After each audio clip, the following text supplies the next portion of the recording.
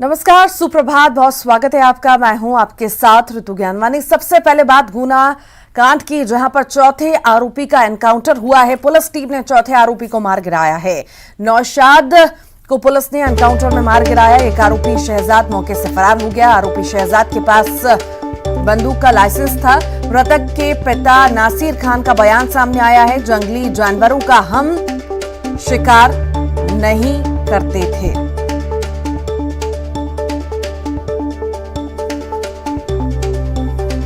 गुना कांड के चौथे आरोपी का एनकाउंटर हुआ है।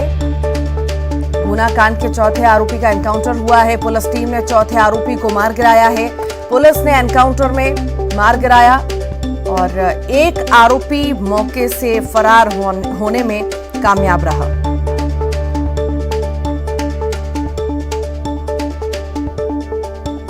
गुना पुलिसकर्मी हत्याकांड का मुख्य आरोपी शहजाद ढेर हो गया है। तीसरे आरोपी के भी मारे जाने की सूचना है। मध्य प्रदेश के गुना जिले के आरोन में 3 पुलिसकर्मियों की हत्या के मुख्य आरोपी शहजाद को पुलिस ने मार गिराया है। देर शाम हुए इस एनकाउंटर में वीरेंद्र गुर्जर नाम का पुलिसकर्मी घायल हुआ। तो वहीं ऐसी चर्चा है कि तीसरा आरोपी भी मारा गया। फिलहाल पुलिस अभी मामले की जांच कर रही है और भी कई सारे पहलुओं पर जांच की जा रही है। एक आरोपी मौके से फरार होने में कामयाब रहा, तो वहीं जो मुख्य आरोपी है उसे ढेर कर दिया गया है।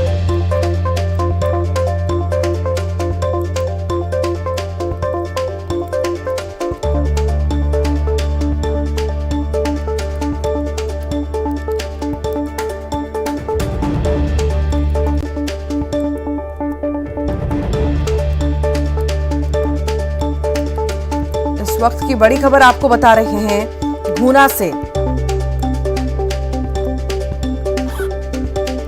गुना हत्याकांड का मुख्य आरोपी अब एनकाउंटर उसका हो चुका है।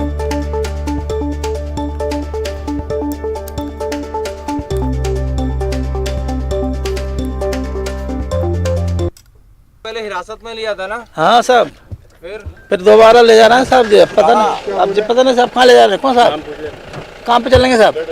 नाम तो बताएं साहब। अच्छा, आप भी कल गए थे शिकार करने आप? जी नहीं गए साहब। नहीं गए? नहीं, दोनों बाप बेटे नहीं गए हम। अच्छा, बेटा भी आपके हिरासत में? एक बेटा गया था और दूसरा गया था, एक मर गया और एक नहीं। यहाँ पे क्या एनकाउंटर हुआ बता रहे हैं? नहीं, एनकाउंटर नहीं, जो मकान वगैरह। अच्छा, बॉडी ऊपर है कि नहीं जहाँ हमें? मैं नहीं गया, वहाँ नहीं गया। नहीं, वो बहुत दूर है और काफी आपको पैदल परेशानी भी होगी। उस इलाके में आप जा नहीं पाएंगे, जंगली रास्ता है। अच्छा। जंगली जानवरों का भी खतरा है, इसलिए आप कृपा करके यहाँ रुके।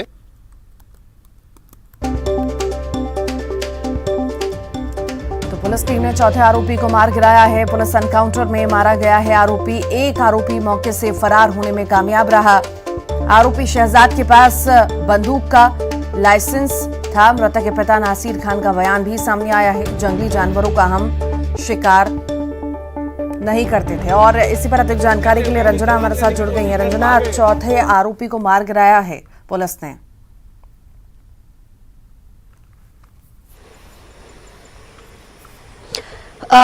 जी ऋतु, बिल्कुल, क्योंकि कल जिस तरीके से गुना में घटना हुई थी उसके बाद मुख्यमंत्री शिवराज सिंह चौहान के जो सख्त तेवर हैं वो नजर आते, जिसमें उन्होंने ये कहा था कि किसी भी आरोपी को बख्शा नहीं जाएगा और शाम तक ही जो कड़ी से जो आरोपियों को गिरफ्तार का जो सजा है वो दी जाएगी। और आरोपियों का जो एनकाउंटर है वो कल से ही शुरू हो गया था, जिसमें एक आरोपी की क्रॉस फायरिंग में ही मौत हो गई थी और उसके बाद जो तमाम आरोपी हैं उनकी जो सर्चिंग है वो कल से ही शुरू कर दी गई थी गुना आरोन के जंगलों में। और पुलिस की जो टीम है वहां पर सक्रिय थी और कल देर रात तक जो कुल मिलाकर जो 4 आरोपी हैं उनका एनकाउंटर कर दिया गया था और बाकी जो बचे हुए आरोपी थे उनका सुबह तक जो एनकाउंटर करने की जो तैयारी थी वो पुलिस की थी। और तमाम तरह से जो पुलिस जंगलों में उसी तरह से सक्रिय थी ताकि जो भी गुना में पुलिसकर्मियों और शिकारियों के बीच में जो मुठभेड़ हुई थी, जो फायरिंग हुई थी और उसमें 3 जो पुलिसकर्मी हैं वो शहीद हुए थे, तो उसी उसी तरह से आरोपियों का भी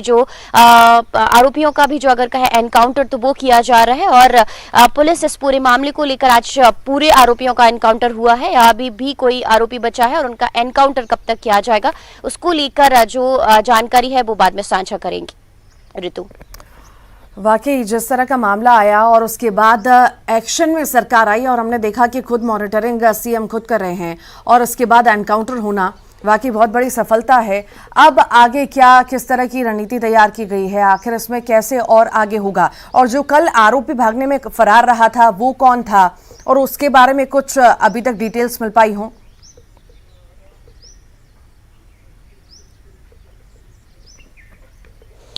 जी तो बिल्कुल जो आरोपी हैं उनकी पहचान कल ही कर ली गई थी और एक एक कर जो तमाम आरोपी हैं उनको एनकाउंटर करने की जो तैयारी थी वो पुलिस विभाग की थी और लगातार एनकाउंटर किए भी जा रहे हैं, जिसमें से 4 आरोपियों की एनकाउंटर के जरिए मौत भी हो चुकी है और जो बाकी के जो 3 हैं उनकी भी सर्चिंग जारी है और लगातार उनका जो एनकाउंटर है उसके लिए करने के लिए जो पुलिस की जो तैयारी है वो भी लगातार चल रही है। और बड़ा अपडेट भी आने वाला है कि आखिर कुल मिलाकर कितने जो आरोपी हैं उनका एनकाउंटर अब तक किया जा चुका है।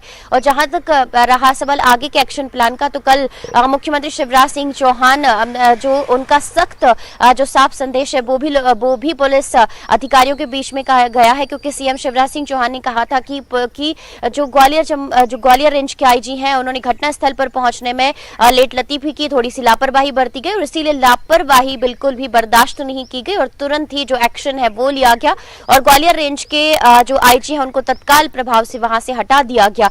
और यही वजह है कि तमाम अधिकारियों को एक तरह से ये भी मैसेज दिया गया है कि किसी भी तरह से कोई लापरवाही अपने काम काज के दौरान ना किया जाए और जो भी काम है उसको पूरी कर्तव्य निष्ठा के साथ किया जाए। और जहां तक भ्रष्टाचार की बात है उसको लेकर भी और आगे एक और जो एक्शन प्लान है वो तैयार किया गया है कि प्रदेश में कहीं भी अगर इस तरीके से कोई शिकारी सक्रिय है या तस्कर सक्रिय है तो उन पर जो लगाम कसने की जो दिशा निर्देश है वो भी दिए गए हैं। इसको लेकर भी जो एक्शन प्लान है वो तैयार किया गया है और जल्द से जल्द इन तमाम जो इस तरीके जो गिरोह सक्रिय हैं उनको चिन्हित किया जाए। ऋतु जी, रंजना, संदिग्धों को भी गिरफ्तार किया गया था कई सारे, आखिर वो जो संदिग्ध गिरफ्तार किए गए हैं वो कहाँ के रहने वाले हैं, उनसे कुछ पूछताछ में सामने आया या इनका जो चिन्हित कर लिया गया है, चिन्हित करने के बाद क्या उनको छोड़ दिया गया है, इस बारे में कोई डिटेल है क्या?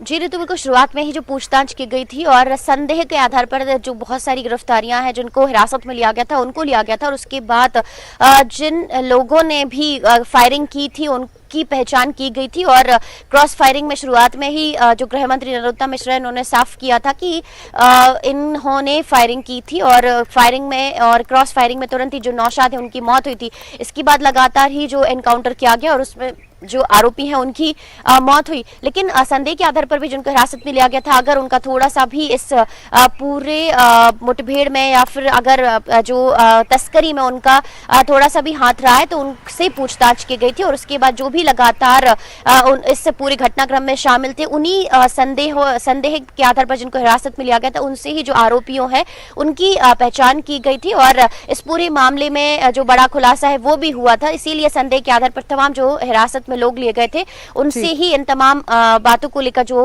बड़ा खुलासे हैं वही हुए थे और यही वजह है कि इसके बाद जो लगातार एनकाउंटर है आरोपियों के वो किए गए थे। ऋतु, चलिए बहुत शुक्रिया रंजना जानकारी को साझा करने के लिए, लगातार बने रहिएगा, फिर आपके पास लौटूंगी। राज्य में 5 आईपीएस अफसरों का तबादला किया गया है। खरगोन एसपी सिद्धार्थ चौधरी पर गाज गिरी है। सतना एसपी धनवीर सिंह को खरगोन का एसपी बनाया गया है, जबकि सिद्धार्थ चौधरी को पुलिस मुख्यालय अटैच किया गया। तो वहीं सिवनी एसपी कुमार प्रतीक को भी पुलिस मुख्यालय अटैच किया गया है। अरविंद तिवारी को झाबुआ और आशुतोष को सतना का एसपी बनाया गया। तो वहीं खरगोन में एसपी के बाद एएसपी नीरज चौरसिया को भी पुलिस मुख्यालय में अटैच किया गया है। मनीष खत्री को खरगोन का नया एएसपी बनाया गया। माना जा रहा है कि खरगोन हिंसा में पुलिस की नाकामी को देखते हुए खरगोन एसपी और एएसपी को वहां से हटाया गया है।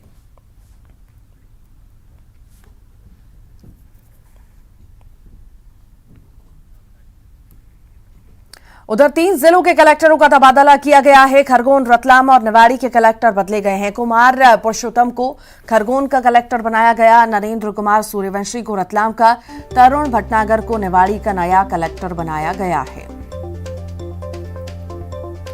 और रंजना लगातार हमारे साथ जुड़ी हुई है। रंजना, तबादले हुए हैं और बड़ी संख्या में, बड़े स्तर पर, आखिर क्या वजह रही और क्या इस तरह की तबादले लगातार जारी रहेंगे?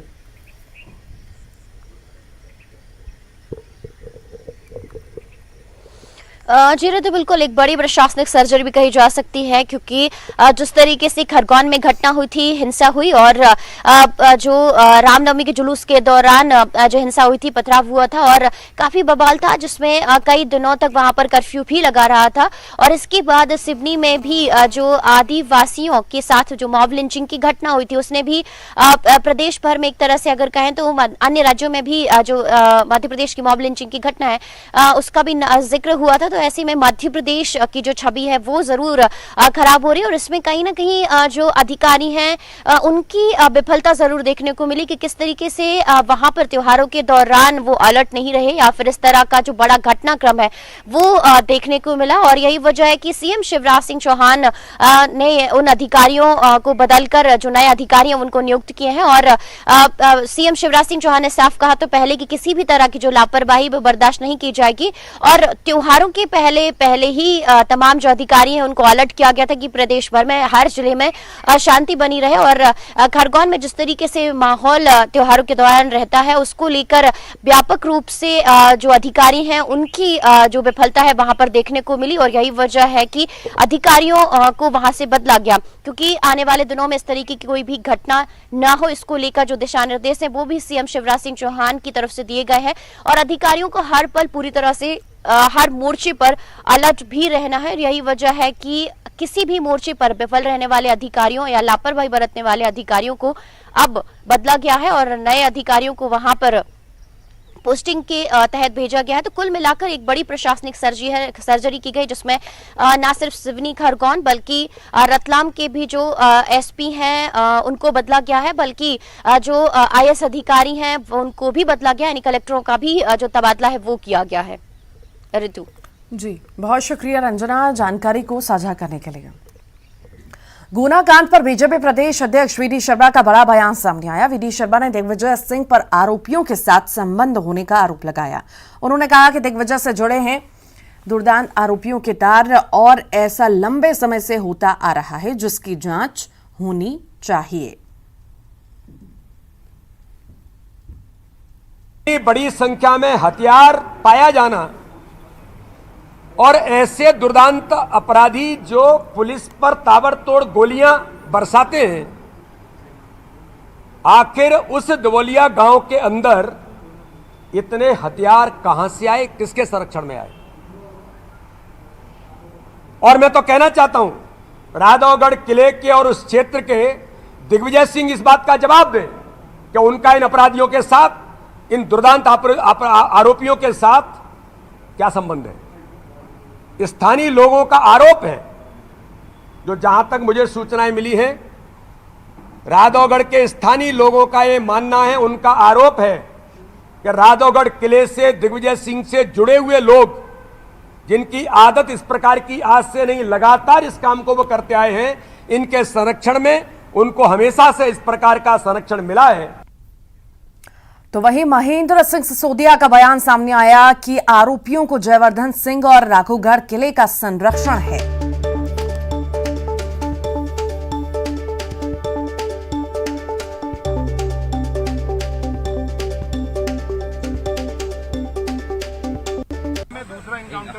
हाँ, शहजाद खान जिसने 8 राउंड गोली चलाई थी, जी उसको पुलिस ने मार दिया है, और वो जंगल में भाग रहा था, फरारी कर रहा था, उसको पुलिस ने घेर के मार दिया। Thank you sir, thank you. जितने भी अपराधी होंगे, जितने भी लोग होंगे, और मैं आपको एक बात और बता देना चाहता हूँ कि इससे पूर्वी रावगढ़ में कच्ची शराब की भट्टियों पे छापे पड़े थे, और उन लोगों को भी संरक्षण वहां के विधायक, स्थानीय विधायक जयवर्धन सिंह जी और उनके परिवार का रहा, और इन लोगों को भी, जो अपराधी हैं जिन्होंने ये कत्लेआम किया है, उनको भी संरक्षण रावगढ़ किले का पुलिस। वीडी शर्मा के आरोप पर दिग्विजय सिंह ने ट्वीट कर जवाब दिया। उन्होंने ट्वीट कर कहा कि बीजेपी सरकार जांच करवाए, जो भी दोषी है उस पर जघन्य अपराध करने की सख्त से सख्त सजा दे।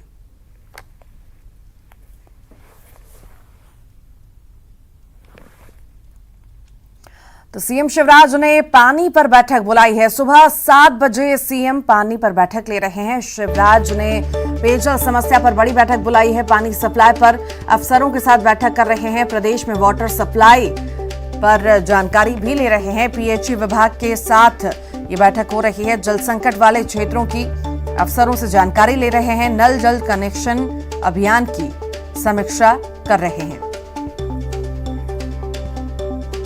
और इसी पर अधिक जानकारी के लिए अनुराग फोन लाइन पर जुड़ गए हैं। अनुराग, पानी की समस्या में गर्मी में सबसे ज्यादा पानी की समस्या होती है और इसको लेकर के अब सीएम शिवराज बैठक कर रहे हैं। बिल्कुल, देखिए, मुख्यमंत्री ने अभी बैठक बुलाई है और प्रदेश में पेयजल संकट को लेकर जो हालात हैं उसको लेकर ही चर्चा की जाएगी। कहां पर किस तरीके के इंतजाम किए जाना है। परिवहन, जहां पर पानी की सबसे ज्यादा दिक्कत है वहां पर परिवहन के जरिए पानी पहुंचाया जाएगा। और इसके अलावा नए हैंडपंप खोदने के निर्देश भी मुख्यमंत्री की तरफ से पहले ही दे दिए गए थे। लेकिन आज किस तरीके के हालात हैं पानी को लेकर, उसको लेकर मुख्यमंत्री से समीक्षा बैठक करेंगे। और सुबह जो है रविवार के दिन भी मुख्यमंत्री ने बैठक बुलाई है। पीएचई विभाग के अफसर वर्चुअली तरीके से इस बैठक में जुड़ेंगे और उसमें मुख्यमंत्री फीडबैक लेंगे कि बीते दिनों जो निर्देश जारी किए थे उस पर कितना अमल हुआ और जल संकट के हालातों से कितना सुधार आया। इन तमाम पहलुओं को लेकर मुख्यमंत्री अफसरों से फीडबैक लेंगे। जी, बहुत शुक्रिया जानकारी को साझा करने के लिए अनुराग।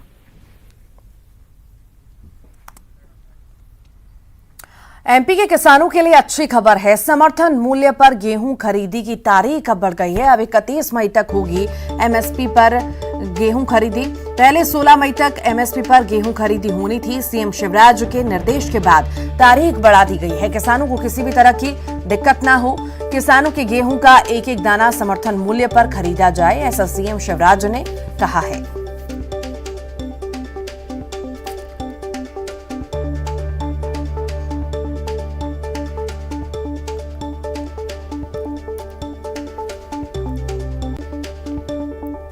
भोपाल में सीएम हाउस में मुख्यमंत्री शिवराज सिंह चौहान के साथ मंत्रियों की बैठक हुई और इस बैठक के बाद मंत्री महेंद्र सिंह सिसोदिया ने बताया है कि बैठक में विकास को लेकर योजना बनी। तो वहीं गृह मंत्री नरोत्तम मिश्रा ने कहा कि 20 मई से पहले कई योजनाओं की लॉन्चिंग की तैयारी है। उन्होंने ये भी बताया कि किसानों के खाते में 18 मई को राशि भेजी जाएगी। 17 मई मोहल्ला क्लिनिक का भी उद्घाटन होगा।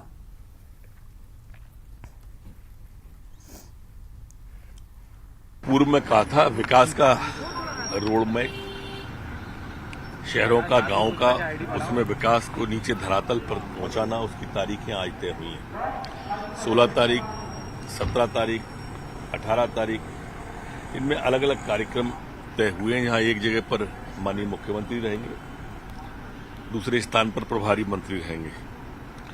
16 तारीख को हमारे और 17 तारीख को हमारा नगरोदय कार्यक्रम होगा। 16 तारीख को संबल योजना के हितग्राहियों को राशि डाली जाएगी। 17 को नगरोदय कार्यक्रम में ही मूंग दाल के वितरण का, संजीवनी क्लिनिक का, ये कार्यक्रम 17 तारीख को होंगे।